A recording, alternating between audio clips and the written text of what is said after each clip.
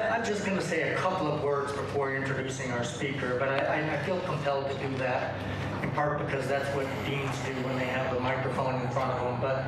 But I think that, you know, in so many ways, this conference brings together so much of what we at Colorado State University, and I know as a fact, many of you from other academic and research programs, really the reasons that your programs are in existence and what you do on a day-to-day basis is really brought together in a real poignant way, I think, in conferences like this. So I'm just going to mention two of those. And Dr. Manfredo mentioned it earlier, one of them earlier, that's really the hallmark of this conference, and that's the engagement of researchers and academics and practitioners all together in one place, and the opportunity to create new knowledge that's important and has important real-world impacts, and then to transfer that information to people who can actually take that information and put it to work on the ground, and then create real impact in conservation and management of our natural resources is such a wonderful thing. And it really all comes together here. And I guess I wanted to thank all of you, both for participating in that here, but also in the work that you do on a day-to-day basis to make that happen, because it's really, it really is such incredibly important work. And the other thing, you know, I was reflecting on this as I was thinking about what I was going to say here, and just in the short shuttle ride up here today, and while I was standing out in the reception line, I interacted with people from 4 different continents, and I think that's probably not the full list of continents that are here, and that's pretty impressive, and it's really appropriate, you know, as Vice Chancellor Beatty mentioned, our problems are really... I don't know. What are our problems? Yeah. Our problems truly are global in nature, and to bring together a group like this from across the planet to exchange ideas and to talk about solutions that they found and to create solutions together is such a wonderful thing. And I guess I wanted to do a shout out, especially to the students that are here. I know there's a number of graduate students in the group. I'd really encourage you to take advantage of that amazing population of people that are here and engage with them. Don't be shy. That's what they're here for, and I'm sure they'll really welcome your engagement in that. So with that, I'll move to what I was really asked to do, and that's my primary task of introducing our keynote speaker this evening. And like many of us in the room here tonight, I suspect, and certainly many of the people that I've engaged with in the fields of wildlife conservation and natural resources, the path that our keynote speaker took to attain the position of importance and prominence and impact that he's had was not a particularly linear one. And so our keynote speaker, Munir Virani, was born and raised here in Kenya, and as a teenager devoted a significant amount of his time and efforts to what one of his primary passions was, and that was the sport of cricket. And Munir actually became extremely proficient in cricket and was offered a spot on the Kenyan national team and invited to travel with the national team to Holland to compete in the World Cup there. And it was sort of a turning point for Munir in that he realized there was a fork in the road, a couple of different paths that he could take, and he followed another passion that actually wasn't fully disconnected to his cricket upbringing. And that's in the field of ecology and conservation. And that linkage was having participated and competed on a number of very successful teams in cricket. One of the rewards that it was given to him as a result of the victories that they had on the cricket field was the opportunity to visit a number of the elite game parks and reserves here in Kenya. And through that time, it really nurtured and contributed to the other passion that was already with him, and that was that of conservation and wildlife ecology. So Munir went on and did his studies in biology and ecology graduating with a degree in zoology from Nairobi University, and then went on to train with the Peregrine Front as a raptor biologist. From there, went on to do his master's work at the University of Leicester, working in the UK, studying Scops owls, which is a highly endangered small forest-dwelling owl here in Kenya and also in Tanzania. Went on from there to complete his PhD, also at the University of Leicester, with dissertation research focusing on auger buzzards in the Rift Valley.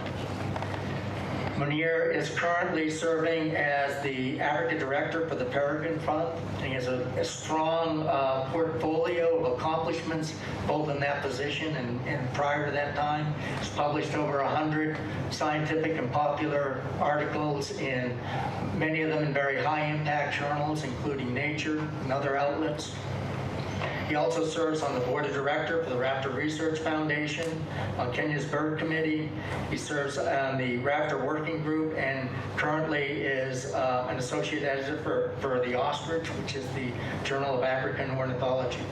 And in addition to all that, if that were not enough, Munir is also a highly accomplished and award-winning nature photographer. So with that, it's my great pleasure to welcome our keynote speaker, Dr. Munir Virani, whose presentation this evening is entitled Game of Poisons, From Asian Vulture Crisis to African Vulture Catastrophe. Munir.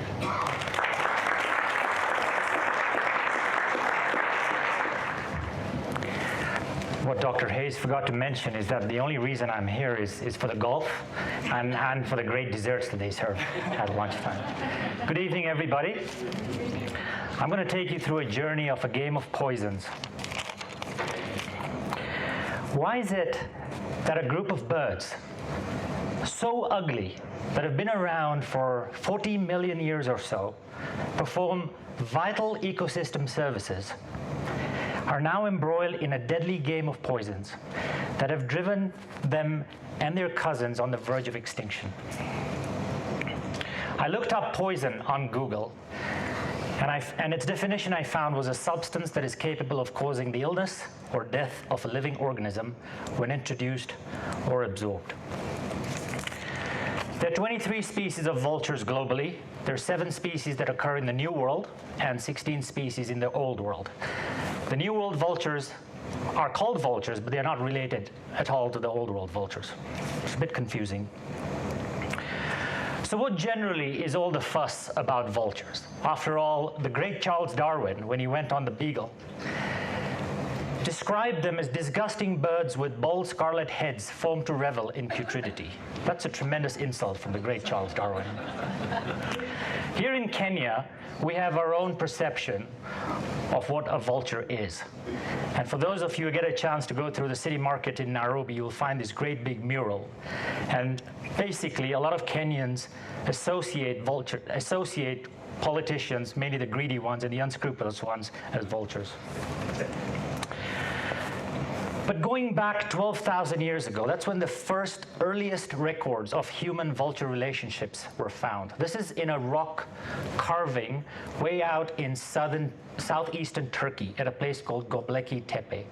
Over here you see a portrayal of a vulture that's drawn in rock holding what looks like a heart or a human organ, and basically these personified or were looked upon as vultures feeding upon humans and sending their souls up to the universe for release.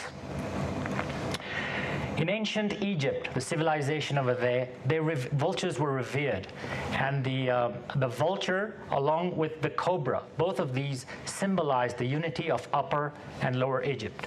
And the vulture in particular was looked upon as an icon of resurrection.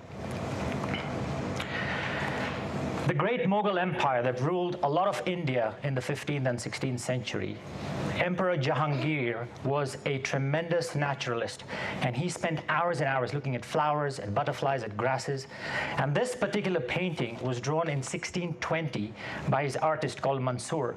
And it just, look at the great detail on this. It just gives you an idea of the appreciation at that time they had for species like vultures. You can also imagine that in that time, during the great Mughal Empire, during the reign of Jahangir and Shah Jahan, who built the Taj Mahal, they fought wars that were in excess of armies of about 40,000 people. They had over 10,000 elephants. They had 50,000 horses. There was a huge amount of mortality that was taking place in those days. So vultures did really well in that part of the world.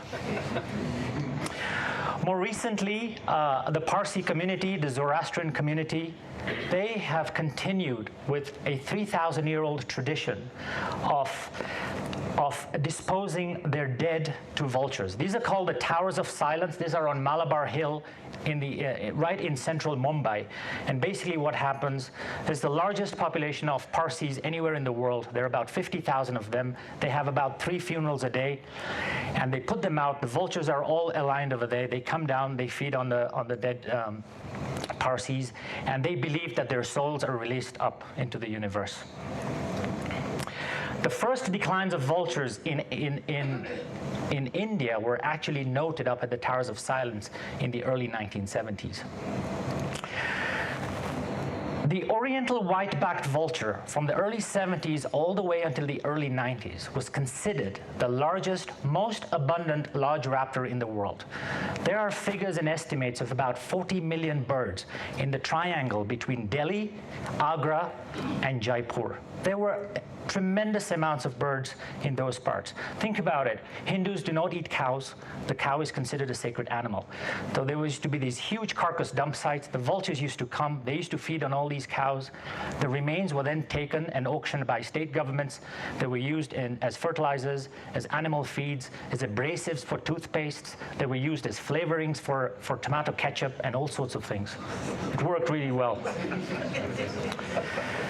This is a bit of a gory image I found from one of the archives from Delhi. And basically there was a huge Hindu-Muslim riot that took place in Calcutta. And again, you can see the role that vultures played in the cleanup process. Sorry about that. From the mid-1990s onwards, populations of 3 species of gyps vultures started to plummet. I got involved in the year 2000, 15 years ago, and vultures were falling out of the skies. They were dying all over India and Nepal and Bangladesh and parts of Pakistan as well. I remember there was one day we collected more than 220 vultures. They were all lined up across the trees. The problem, or the confusion, was these birds were dying in really, really good body condition. So it took us 3.5 years to figure out what was killing them. There were ideas that there was nuclear radiation, there were cell phone towers, there was an infectious disease because vultures were wiped out from Southeast Asia, and now this disease is heading westwards. It's hitting India, it's going to hit Saudi Arabia, and then it's going to enter Africa. And the consequences are going to be dire. 3.5 years, we made, the Peregrine Fund and our partners there, we made a very strong link between the use of the non-steroidal anti-inflammatory drug diclofenac and the vultures. Basically what was happening is livestock were getting administered this non-steroidal anti-inflammatory drug. It's a painkiller. It's in the same class of drugs as ibuprofen and Voltaren. When vultures fed on this drug, it caused kidney failure, and every single vulture would die within a day or 2. As a result, out of the 8 species that occur in the Indian subcontinent, 5 of them were affected. 4 species, the top 3, the one on the left, the one on the right, the king vulture in the center, and the oriental white-backed vulture were listed as critically endangered 16 years ago. The Egyptian vulture is listed as an endangered species. We started our work in the Punjab province of Pakistan, and when I went there in the year 2000, this just gives you an idea of the numbers of, we were monitoring breeding pairs, and the nest was the unit of measurement. In the year 2000, we had close to 2,000 nests By the time we reached 2004, they were down to 150 nests. This graph just gives you an indication of how rapid that decline was. This was with the Oriental whiteback vulture. With the long-billed vulture, which is a cliff nesting species, the trend was the same. Not as dramatic as the Oriental whiteback vulture, which is more associated in human landscapes. The long-billed vulture is more associated in more remote areas because they nest on cliffs. This is a very schematized diagram. Basically looks at what computer models predicted and what biologists observed. Basically, a crash of 97% of 4 species of vultures across South Asia. In 2006, the government of India took a stand. They banned veterinary diclofenac. And as a result, it changed everything. 2 years later, the government of Pakistan, Nepal, and Bangladesh also banned veterinary diclofenac. You could get veterinary diclofenac in 30 ml to 50 ml vials. It was so cheap, it was 25 cents a shot. So they were just overdosing. They kept dosing and dosing. Because it was not a cure, eventually when the animal dropped dead and the vultures fed on it, every single one would die. What were the consequences of that? A paper by Markandia in 2008 estimated that the human health costs of the loss of vultures resulting increased, basically the numbers of feral dogs increased 50-fold, and the cost from rabies and treatment was about $1.5 billion annually, and over the last 15 years it was estimated to be about $35 billion.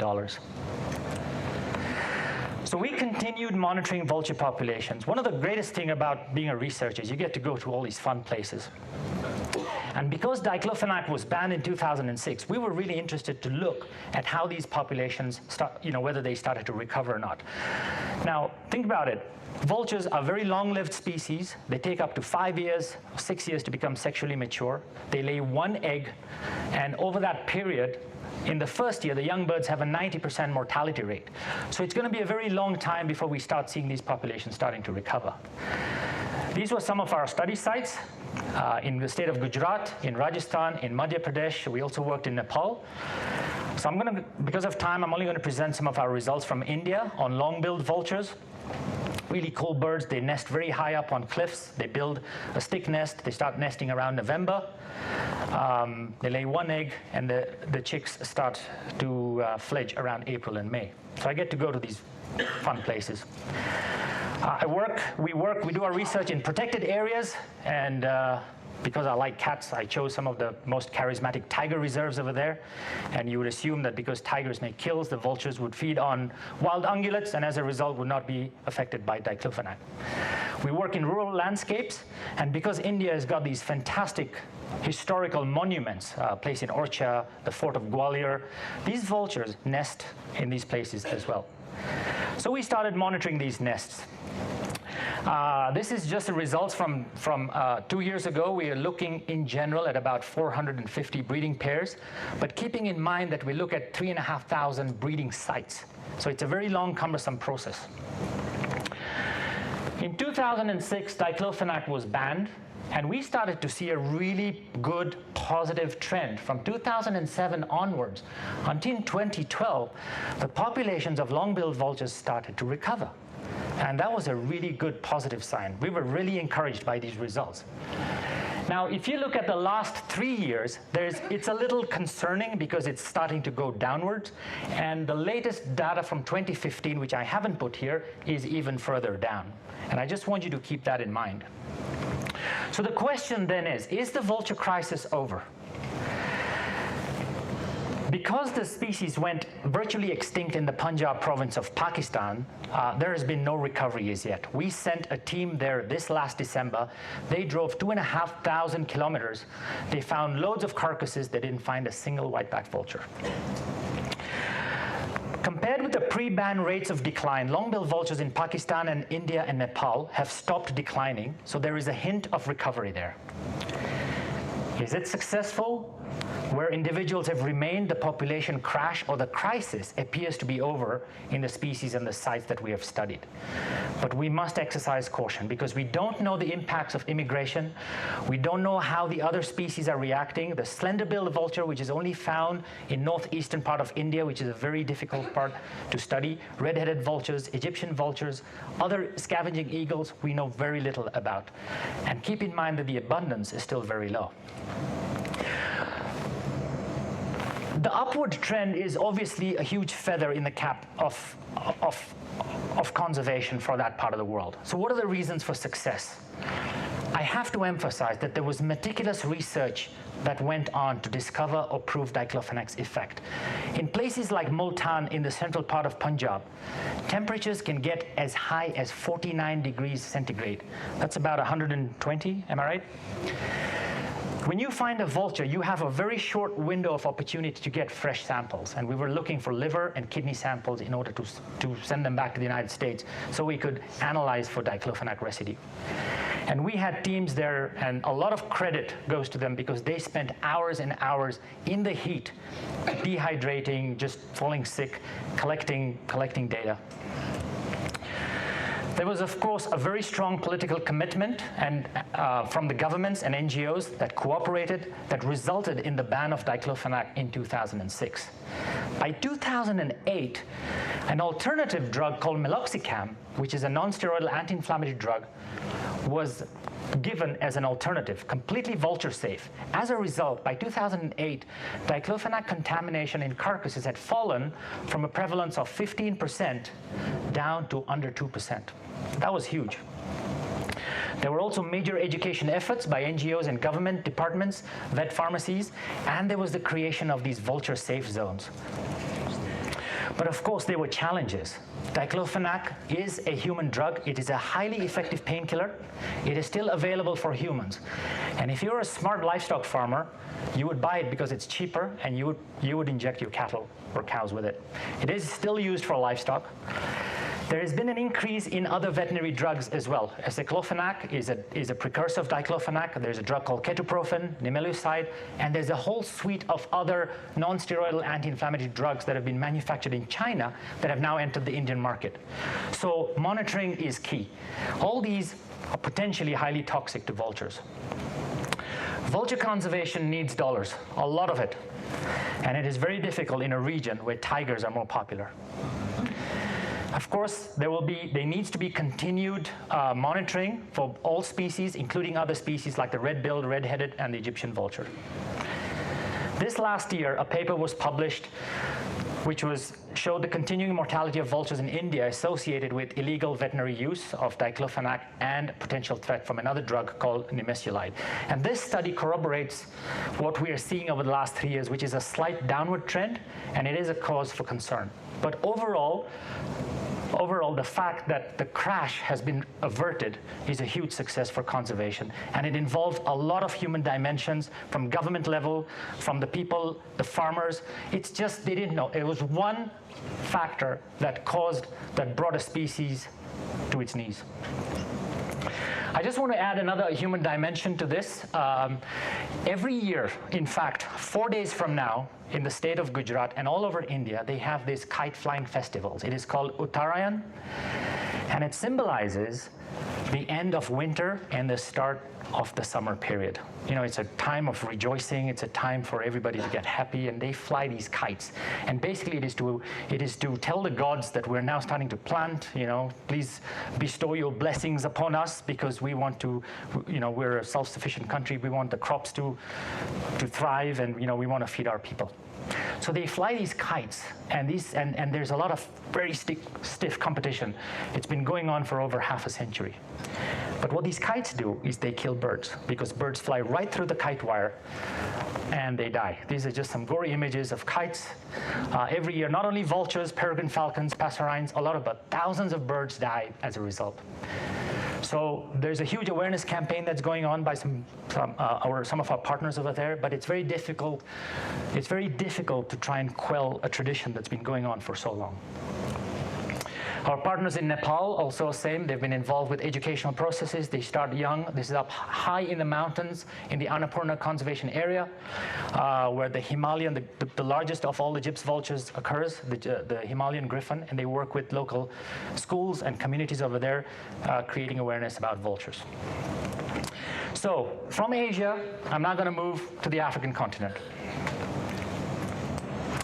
Some of you may have already seen this paper, but last year a paper by Panthera showed that half of the lions in Africa populations have been lost in key regions, particularly in West Africa.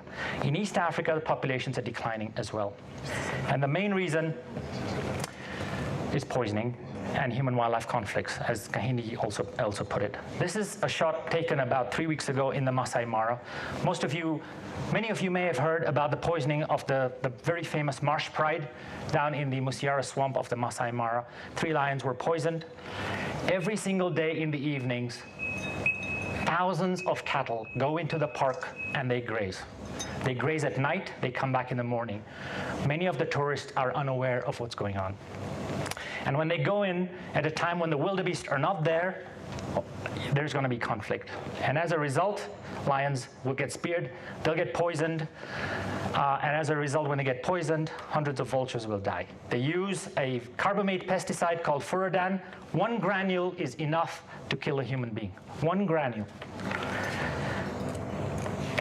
This was the poisoning event that took place about 3 weeks ago, and it just basically portrays the death of lions, the death of vultures.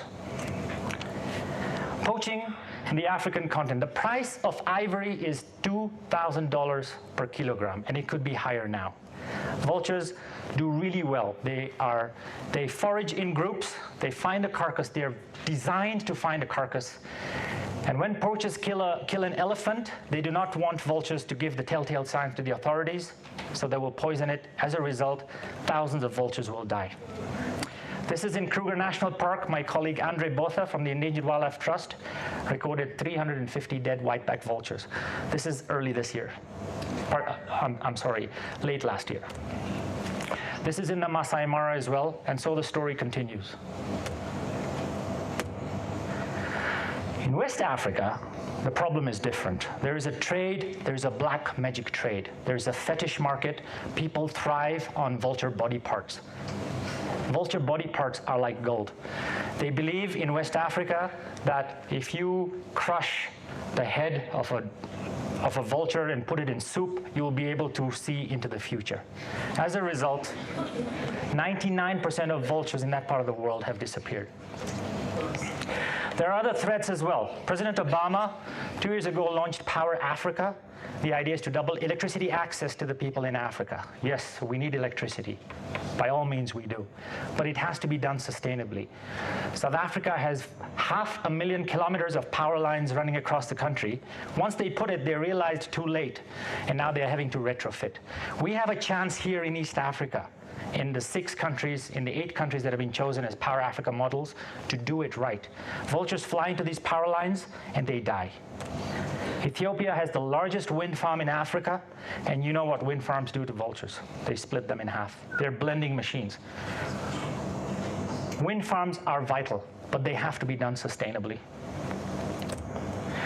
So what are the ecological effects of not having vultures? My colleague, Dr. Darcy Ogata, did a fantastic study where she compared carcasses with vultures and carcasses without vultures. And basically, she looked at decomposition time of a carcass, and she was able to show that carcasses take up to 3 times as long to decompose in the absence of vultures. What does this do to mammals at carcasses? When they're vultures, there are much fewer mammals at a carcass. When there are no vultures, 10 times as many mammals come to a carcass. The time spent by mammals at a carcass with and without vultures, again, you can see the time differences here. The number of contacts when mammals interact with one another. What does all this mean? As vultures decline or are extirpated, numbers of mammalian scavengers consuming carcasses is likely to increase, and the carcasses become hubs for disease transmission. And the transmission of carnivore disease via domestic dogs is very well documented. This paper published last year is a 15-authored, multi-authored paper led by my colleague, Dr. Darcy Ogata, and is probably the most important vulture paper that you will ever read, and basically shows how vultures across the African continent are just heading for disaster. The findings of this paper are twofold. Those are the messages I want you to take home. Of the 95 vulture populations that were examined, nearly 90% were either nationally extinct or had experienced severe declines. And poisoning from eating poison-laced carcasses caused as many as 60% of the vulture deaths recorded since 1970s.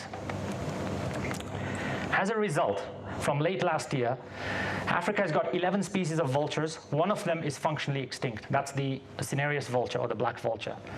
Out of the 10 remaining ones, 4 are now listed as critically endangered, which means if there's no conservation intervention, they're going to go extinct. 3 are listed as endangered. This is the lappet-faced vulture. We still continue with our research. The bulk of our research we do in the Mara region. The ecosystem services provided by the vultures are phenomenal. They consume 70% of all the carcasses in the Mara Serengeti ecosystem. They're important for disease control. They recycle nutrients, and they provide economic benefits via tourism. We work there with Maasai communities. We conduct our research. We put satellite transmitters on these birds to look at their movement patterns. I had a PhD student called Corinne Kendall who did a fantastic study on movement patterns of these birds. She was able to put transmitters on about 33 birds of 3 different species, and you can just see that they travel huge amounts, especially the Rupel's vulture, goes up to Ethiopia, Sudan, and all the way down to southern Tanzania. So if you can stop poisoning in one part of the region, it's still not going to work, because somebody could be poisoning up there, up there, up there. It needs a whole new paradigm to try and save these birds. And I'm really looking forward to interacting with you people to try and come up with solutions.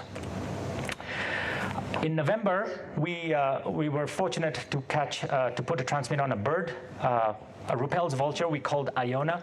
And Iona was flying from Masai Mara to Hell's Gate National Park, about 150 kilometers north and east. And it would make this journey every day into a nest. This is a gorge, and the nest was over there. Sadly, the Rupel's vulture colony in Hell's Gate National, it is the only colony of Rupel's vultures in a protected area. And right above that is where they're drilling for geothermal power. That is 200 meters.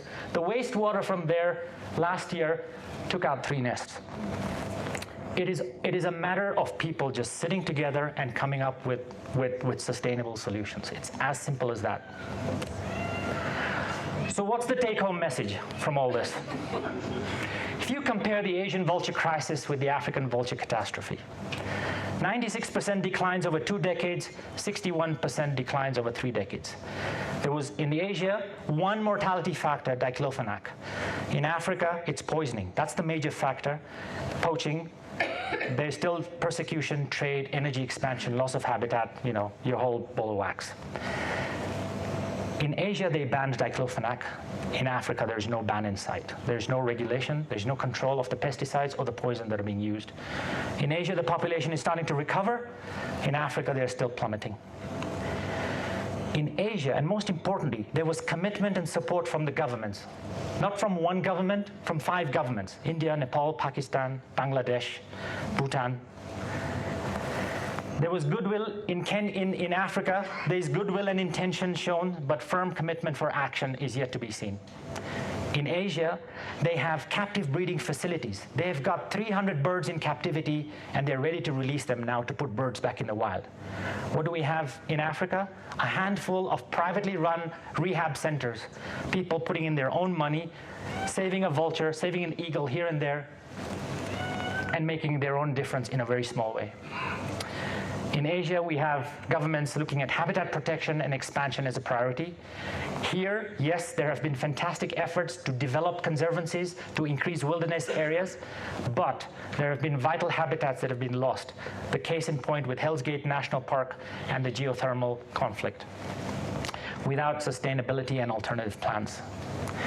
But there are efforts that are still underway in Africa, and we have to remain hopeful. There are citizen science projects that are in place. In 2012, the Peregrine Fund and our partners launched what we call the African Raptor Data Bank. Basically, a phone app, an Android-based app. The idea was to establish conservation status of birds of prey all across Africa, and vultures in particular.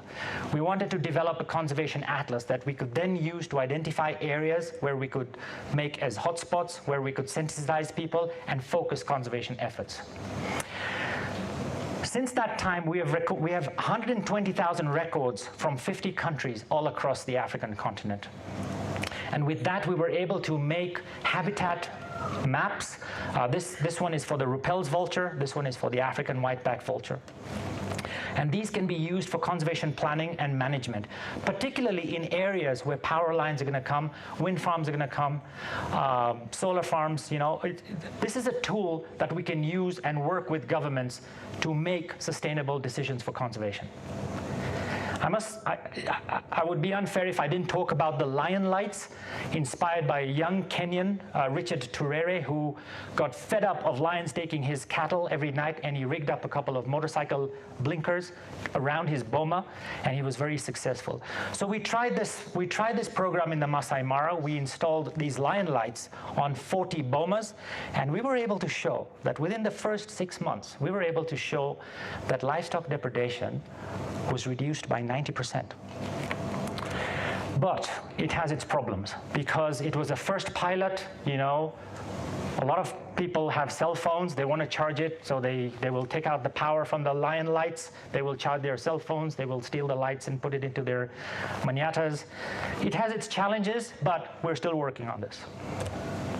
There are vulture restaurants in South Africa that have been very successful to make sure that they provide clean, poison-free food for vultures and increase their populations. Every year in September 5th, there's International Vulture Awareness Day, and countries around the world are inspired to teach and create awareness about vultures. We had a Vulture Awareness Day right here in Old Pidgeotto Ranch. We've had about 4 of these all across the country, and we reach about 10,000 students and young people around the country. We work very closely with young Maasai children in Masai Mara. We have a Maasai Mentors for Vulture Conservation program where we have 16 young children from that part of the world, and their role is to get inspired by Maasai mentors and then go back to their villages and have a meaningful conservation impact, focusing primarily on vultures. They're now working to make a conservation film in Maasai, which we plan to show to about 80 villages around the Masai Mara area. Local capacity development is a huge component. We need to create champions for the future. This is Dr. Catherine Gatome, who did a very important work on the blood biochemistry and hematology of the Oriental whiteback vulture. Eric Olerizon did a wildlife management degree at Clemson University in the United States, and his study focused on looking at Maasai attitudes towards vultures and other birds of prey. So, coming to an end now, what are the next steps? How are we going to save African vultures? I have 3 points that I'd just like to talk about before I end my talk. There has to be commitment from the governments. There has to be regulation, stringent regulation and enforcement, and there has to be outreach and awareness. And of course, we need more research as well. Governments, local communities, and decision makers must get involved and support vulture conservation efforts. Without this support, success is very unlikely. And obtaining this support beyond lip service will be a massive challenge. In terms of regulatory measures, there has to be stringent measures to regulate pesticides and poisons used to kill vultures and other wildlife. Without this, we have no hope. There needs to be a crackdown, particularly in West African countries and Southern African countries to a lesser extent, on the trade in vulture body parts.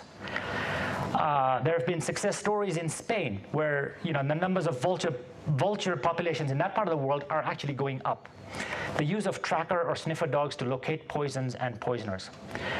We need to protect important vulture breeding sites and habitats, and with respect to electrical and geothermal infrastructure and expansion. And once again, I have to emphasize that people who poison, there is yet to be a successful prosecution and fine for a poisoning event here in Kenya. Outreach and awareness. There needs to be a continental-wide awareness program about the ecosystem value of vultures and harm caused by poisons and the black magic trade.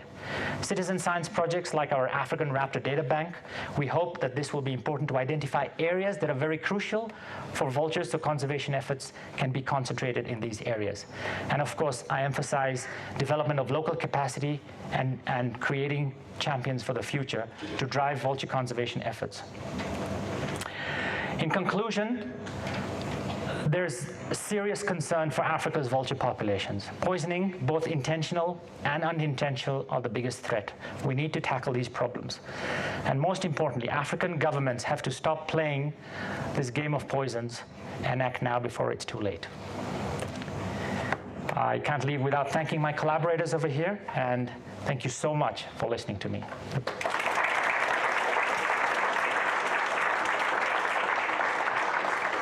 I'd be very happy to take any questions that you have. And I'm around for the next 4 days as well, so please corner me. Yes, sir? What about Latin America? Any idea if the vultures are doing well there? Actually, I was reading about turkey vultures and black vultures. Their populations are doing really well. In fact, there's a serious threat in certain parts. I think it was Colombia, where they have a problem with vultures flying into the plains. Airstrikes is a huge problem there. But of course, there are problems with species like the Andean condor, because in Peru, for example, they have this yearly festival called the Yawar Fiesta, where groups of native South Americans go and catch a wild Andean condor, and then they tie it on the back of a bull for a few days to show their dominance. It's sort of a metaphor for the Spanish conquest of the neotropics. And so it's a symbolic thing to show that the condors are more powerful than the bull. But then they leave this bird, and studies. I think Richard is going to get involved in trying to understand more of what happens to these birds. But we still know very little about Andean condors. Again, these are very long-lived, slow-reproducing birds, and they're losing habitat really fast. But as far as the turkey vultures and the black vultures are doing, they're doing okay. There's a lot of food for them, and I think a lot of that has to do with people's attitudes towards vultures as well. Yes, sir. I ask what might be an unfair question. We have a multifaceted problem with vultures in Africa, and there's lots of different impacts from different places. Are there some particular pieces of that would be most pivotal in moving it forward? If you could pick one or two either threats or impacts that you could make, what might they be? It would have to be tackling poisoning, and it would have to be the battle against poachers. When we speak to the people at Kenya Wildlife Service, they tell me, Munir, we are so strained when it comes to poaching that by the time it comes to vultures, we're exhausted. And I don't blame them, because elephants are big, and rhinos are, metaphorically speaking, they're big. And so they have a battle on their hands. Africa is, they're under-resourced financially, capacity-wise, training-wise, and it's only a matter of time. And with India, 80% of the sort of safari tourism, wildlife tourism is local Indians, and it's only a matter of time in Africa where attitudes are going to change, and they have to change. They will change. There's still poisoning that takes place in Scotland, for example, on golden eagles, and they've been trying for years to try and stop that. So attitudes have to change. So I would say it's government regulation of poisons and pesticides, and secondly, it's to tackle the poaching impact.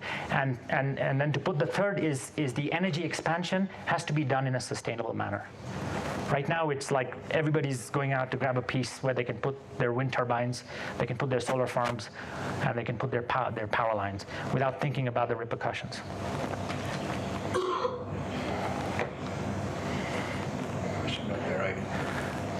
Yes, sir. I just wanted to do an advertisement in case you're more interested in human dimensions in terms of birds rather than carnivores. I think our session is when tomorrow, I believe 2 o'clock. I'm not quite sure because I haven't studied the program so intensively as I should have, but just as an advertisement. blatant promotion. And I would just like to add that if you guys get your hand on a copy of the January issue of National Geographic, they have put a 28-page spread focusing on vultures, and they feature a lot of our work in there. So it's a good summary. Well, there's another question. Yes, sir. This last one. Do you know about this Turkana windmill project That is going to go ahead for sure. He asked about the Lake Turkana wind power project. That is going to be the largest wind farm in Africa, 350 wind turbines in a place that is east of Lake Turkana. And yes, it is going ahead. Again, wind farms will kill birds, and they will kill bats. It could be that the ecology there, the situation there may not be... Well, there are not very many vultures left to kill. There are very few, but there are other migratory birds, Eleanor's falcons, you've got steppe eagles, you've got a whole suite of other birds that are coming through.